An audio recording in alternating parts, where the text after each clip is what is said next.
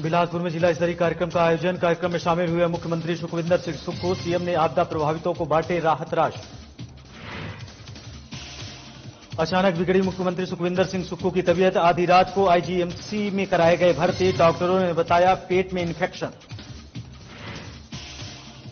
शिमला में शिक्षा मंत्री रोहित ठाकुर ने जाना सीएम का हालचाल। कहा मुख्यमंत्री पूरी तरीके ठीक, रिपोर्ट सामान्य, कुछ दिनों से थी दिक्कत। शिमला में राष्ट्रीय दृष्टिहीन संघ का धरना प्रदर्शन। मांगों को लेकर राज्य सचिवालय के बाहर प्रदर्शन। मांगे पूरी नहीं होने तक किया प्रदर्शन। कांगड़ा व्हीलिंग घाटी में पैराग्लाइडिंग प्री वर्ल्ड कप का आगाज। कैबिनेट अध्यक्ष ने किया वर्चुअली शुभारंभ। नमस्कार, स्वागत है आपका। हिमाचल प्रदेश की खास खबरें लेकर हाजिर हूं मैं आपके साथ रवि राजपूत। वहीं हिमाचल प्रदेश में आई प्राकृतिक आपदा से प्रभावित हुए लोगों को राहत और पुनर्वास देने के मद्देनजर बिलासपुर में जिला स्तरीय कार्यक्रम का आयोजन किया गया। वहीं बहुउद्देशीय सांस्कृतिक परिसर बिलासपुर में आयोजित इस कार्यक्रम में प्रदेश के मुख्यमंत्री सुखविंदर सिंह सुक्खू मौजूद रहे, जिन्होंने प्राकृतिक आपदा के दौरान अपने घरों को खोने वाले पीड़ित लोगों को 3 लाख रुपए प्रति प्रभावित परिवार पहली किस्त दी है। बता दें कि बिलासपुर जिले में कुल 94 घर ऐसे हैं जो कि आपदा के दौरान पूरी तरह क्षतिग्रस्त हुए थे।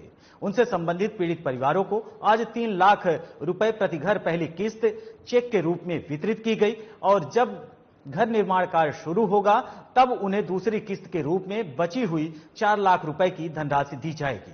वहीं मुख्यमंत्री सुखविंदर सिंह सुक्खू ने कहा कि 7 जुलाई को प्रदेश में पहली आपदा आई थी और आज 25 अक्टूबर को 3 से 4 महीने में ही आपदा प्रभावित लोगों को राहत और पुनर्वास के तहत पैसा भी जारी किया गया है, जो कि आज से पहले कभी नहीं हुआ था। आज ही सीएम सुखविंदर सिंह सुक्खू ने कहा कि शिक्षा और स्वास्थ्य के क्षेत्र में हिमाचल प्रदेश लगातार पिछड़ता जा रहा है और आज प्रदेश में कैंसर पीड़ित मरीजों की संख्या के आधार पर देश भर में दूसरे पायदान पर पहुंचा है, जबकि शिक्षा के क्षेत्र में हिमाचल प्रदेश देश के 18वें स्थान पर है, जो कि चिंता का विषय है और इसे दूर करने के लिए प्रदेश सरकार ठोस कदम उठाएगी। और वहीं बिलासपुर में पर्यटन को बढ़ावा देने के मद्देनजर गोविंद सागर झील को पर्यटन के आधार पर नोटिफाइड करने की भी बात सीएम सुखविंदर सिंह सुक्खू ने कही है।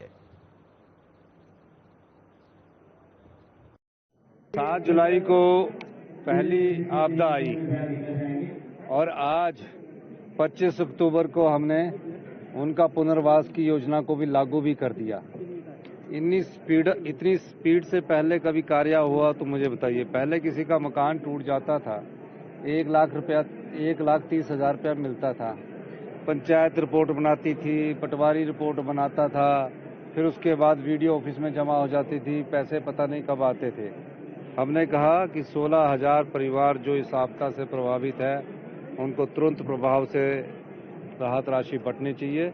जिनके पूर्णतः क्षतिग्रस्त मकान हो गया उनको 3 लाख रुपया और जिनका आंशिक रूप से क्षतिग्रस्त मकान हो गया उनको 1 लाख रुपए की आज अनुदान राशि पहली किस्त के तौर पर चली गई है और दूसरी किस्त के तौर पर जब वो अपना काम शुरू करेंगे तो वो भी उनको उपलब्ध करवा दी जाएगी। शिक्षा के क्षेत्र में हम काफ़ी पिछड़ रहे हैं, स्वास्थ्य के क्षेत्र में हम काफ़ी पिछड़ रहे हैं। हमें क्वालिटी एजुकेशन की तरफ ध्यान देना है, हमारी सरकार उस पर कार्य कर रही है। गोविंद सागर झील में मैंने टूरिज्म की बात की है कि शिकारा चलने चाहिए, क्रूज चलने चाहिए और हमने गोविंद सागर जो झील है उसको हमने टूरिज्म के लिए नोटिफाई कर भी दिया।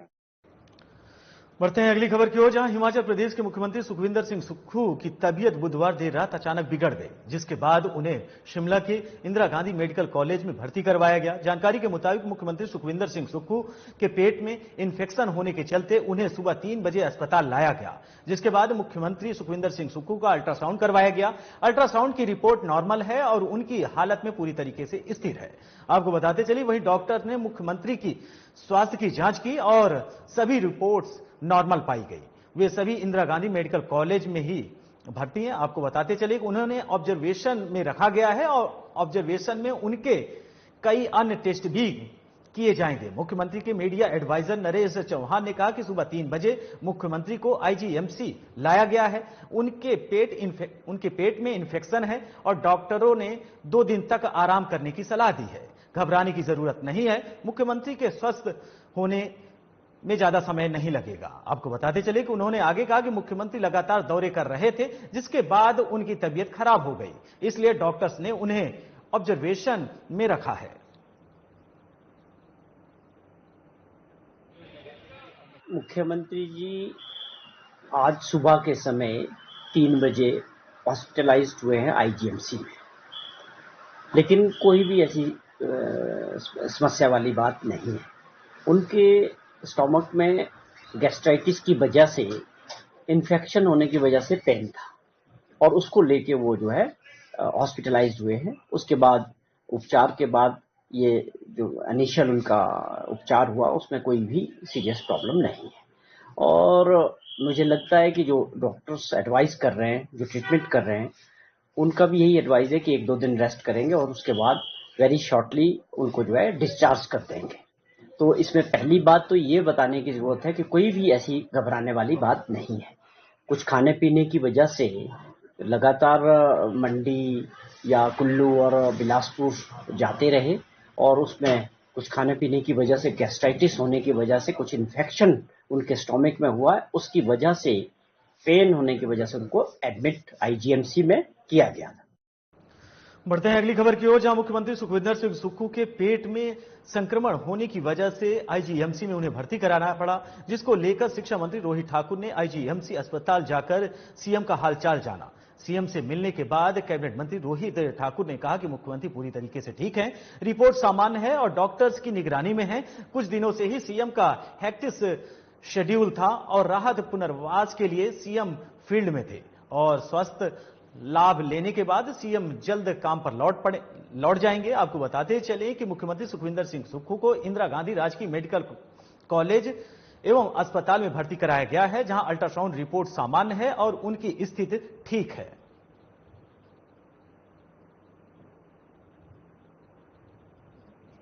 उनका स्वास्थ्य बिल्कुल ठीक है। मैं सुबह उनको मिलके आया, थोड़ा स्टमक इन्फेक्शन के कारण थोड़ी प्रॉब्लम होगी थी, लेकिन अब वो काफी स्टेबल है और हमें आशा है कि शीघ्र वो पूर्ण स्वस्थ होकर अपने सारे कार्यभार को संभालेंगे।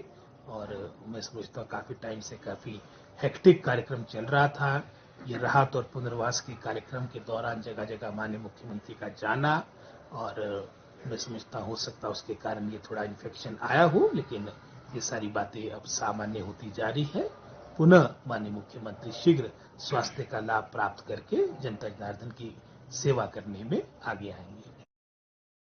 वहीं धर्मशाला के मैक्लोडगंज में स्थित बौद्ध मंदिर में दिग्पति धर्मगुरु दलाई लामा की लंबी उम्र के लिए एक विशेष प्रार्थना सभा का आयोजन किया गया। इस मौके पर विश्व भर के दिग्पतियों समेत देश विदेश से भी सैकड़ों लोगों ने इस विशेष प्रार्थना सभा में भाग लिया। वहीं तिब्बती धर्मगुरु दलाई लामा अपने निवास स्थान से बाहर आए और इस विशेष प्रार्थना सभा में भाग ले रहे सभी लोगों को अपना आशीर्वाद दिया। सभी लोगों ने तिब्बती धर्मगुरु दलाई लामा की लंबी उम्र की कामना की। वहीं तिब्बती धर्मगुरु दलाई लामा ने इस मौके पर कहा कि मैं अभी स्वस्थ हूं और अभी कई सालों तक जीवित रहूंगा। उन्होंने उपस्थित लोगों से कहा कि सभी लोग इस जीवन में पशु पक्षियों और मनुष्यों के प्रति प्रेम भाव रखें। वहीं मैक्लोडगंज की स्थानीय निवासी तेंजिंग डोलपे ने कहा कि इन सभा में उपस्थित सभी लोगों ने तिब्बती धर्मगुरु दलाई लामा की लंबी उम्र की कामना की है। वहीं आपको बता दें कि धर्मशाला के मैक्लोडगंज में स्थित बौद्ध मंदिर में तिब्बती धर्मगुरु दलाई लामा की लंबी उम्र के लिए एक विशेष प्रार्थना सभा का आयोजन किया गया। इस मौके पर विश्व भर के तिब्बतियों समेत देश विदेश से लोगों ने भारी संख्या में वहां पर पहुंचे। वहीं तिब्बती धर्मगुरु दलाई लामा अपने निवास स्थान से बाहर आए और सभी को अपना आशीर्वाद दिया। आपको बताते चले कि उन्होंने कहा कि पशु पक्षी और मनुष्य प्रेम यह बेहद ही जरूरी है। यहाँ पर अभी दलाई लामा जी का लॉन्ग लाइफ प्रेयर चल रहा है और हम टिबेटन्स बहुत सारे आया हुआ है और बाहर से भी फॉरेनर्स और इंडियन बहुत सारे आया हुआ है और हम यहाँ पर सब मिलके हिज होलिनेस की लंबी उम्र और वो हमारे साथ जितना हो सके लंबे खड़ा होता समय तक बैठने के लिए हम दुआ और विशेष।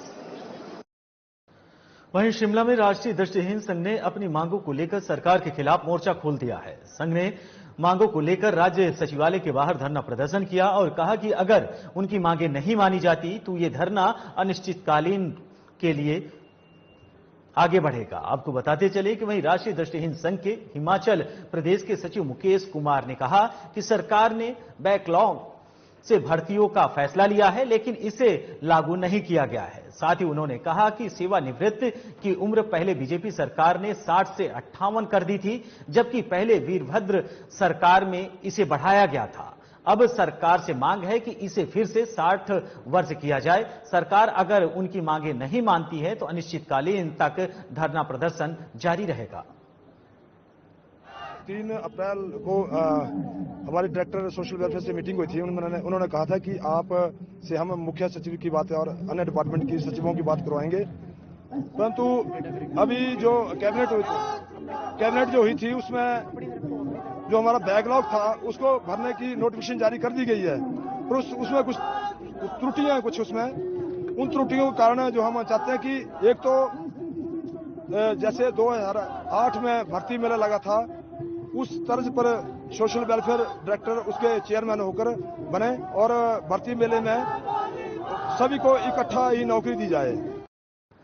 वहीं खबर शिमला से है, जहां कांगड़ा बेलिंग घाटी में पैराग्लाइडिंग प्री वर्ल्ड कप का आगाज हो गया है। वहीं पर्यटन निगम के अध्यक्ष कैबिनेट रैंक आरएस बाली ने शिमला में वर्चुअल माध्यम से इस वर्ल्ड कप का शुभारंभ किया, जबकि सीपीएस किशोरी लाल बीड़ बीलिंग में मौजूद रहे। आपको बताते चले कि उन्होंने हरी झंडी दिखाकर पैराग्लाइडर को रवाना किया। इसमें 33 देशों के 186 पैराग्लाइडर पायलट हिस्सा ले रहे हैं। इनमें से 20 महिला पायलट भी हैं। ये प्री वर्ल्ड कप 2 नवंबर तक चलेगा और समापन पर प्रदेश के मुख्यमंत्री सुखविंदर सिंह सुक्खू शिरकत करेंगे। वहीं पर्यटन निगम के अध्यक्ष रघुवीर सिंह बाली ने कहा कि आज की तारीख में देश का सबसे बड़ा adventure sports event Himachal Pradesh के बीड बिलिंग में होने जा रहा है, जिसमें दुनिया भर के 186 सर्वश्रेष्ठ पैराग्लाइडर्स इस प्री वर्ल्ड कप इवेंट में भाग ले रहे हैं।